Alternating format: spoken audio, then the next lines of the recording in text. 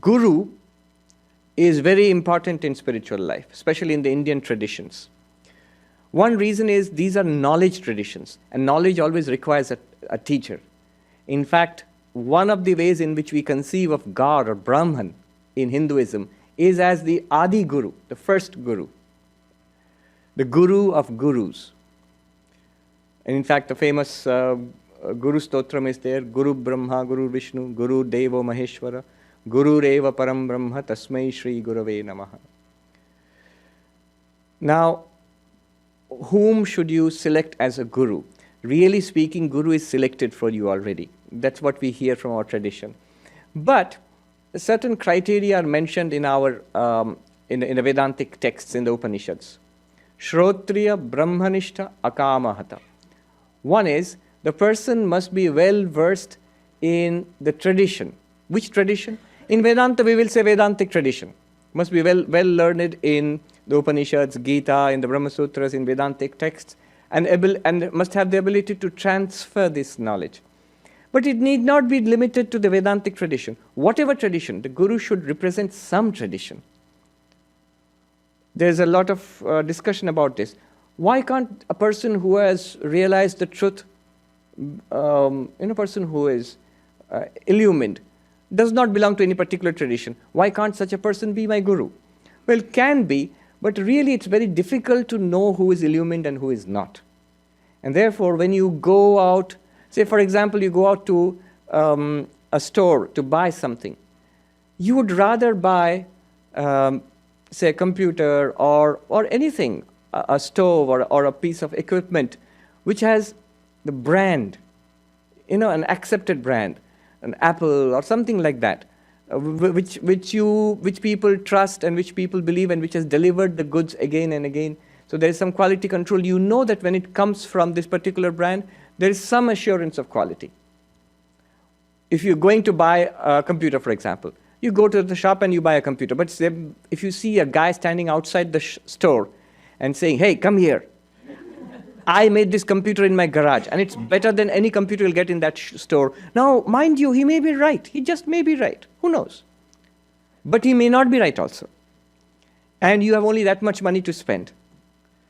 Now, almost always you will go and buy something from the store because there's a guarantee of safety there. Now, in the same way, we have these traditions. There are Vaishnava traditions, there are non-dualist traditions, there are dualist traditions, there are Shakta traditions, Shaiva traditions, there are traditions in Christianity, various traditions, in the different religions of the world, in Buddhism, in other religions of the world, where something has continued for centuries, for millennia. We talked about the Buddha today, 2,500 years. Now, this tradition has continued, and there are reports of enlightened persons in this tradition year after year, century after century. So you know it works. So the person who's teaching you must belong to some tradition and must be learned in, at least in that tradition, must have the ability to transfer the knowledge of the tradition. That's one.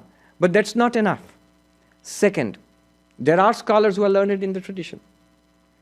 But does that person practice it in his or her own life? Second thing is Brahmanishta. Is the entire life built around that teaching? Is the entire life built around spirituality? Brahmanishta means dedicated to, established in Brahman. If the person is illumined, nothing like it. If the person is an enlightened person, nothing like it. That's best, of course. But that's very rare. And that's very difficult for us to verify. What we can do is look at the person's life. Is that person leading a spiritual life? Is it primarily a spiritual person? Or is spiritual teaching a part-time job for that person? So Brahmanishta means person must be a full-time dedicated, at least a spiritual seeker, if not a person who is already enlightened. And the third criterion for a guru is akamahata. Literally translates into not injured or not destroyed by desire. Does the guru want anything from you? If it says, sure ways to God realization, $100 course, crash course in meditation, $50, come and I'll teach you meditation in 3 days. You may crash, but I don't know if you will really learn how to. And there is some utility there, maybe. Again, I'm not denying it, because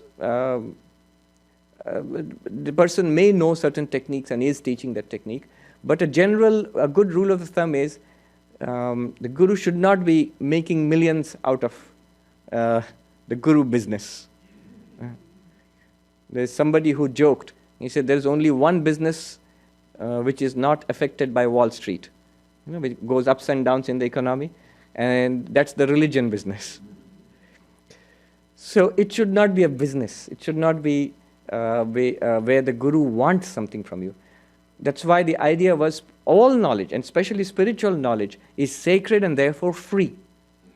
In the traditional ashrams in India, the guru would actually support the disciples staying in the ashram. It take the help of the king or the other rich benefactors in society, but those who were studying and learning in the ashram, they were not expected to pay anything to the guru. Only after completion of studies they might give a gift, a guru dakshina. So these are the three criterion. Shrotriya, well learned in a particular tradition. Where does this person come from? You should ask that question. Second, completely dedicated to spiritual life. And third is, does not want anything material from me.